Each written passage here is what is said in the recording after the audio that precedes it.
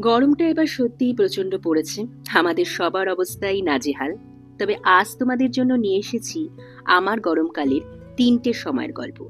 আজ শোনাবো প্রথম গল্পটা।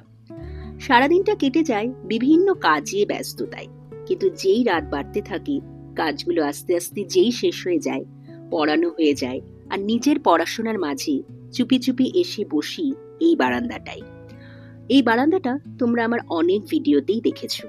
হাতে ফোন, চোখে স্ক্রিন, কিন্তু মন পড়ে থাকে বাইরের ফুরফুরে হাওয়ায়।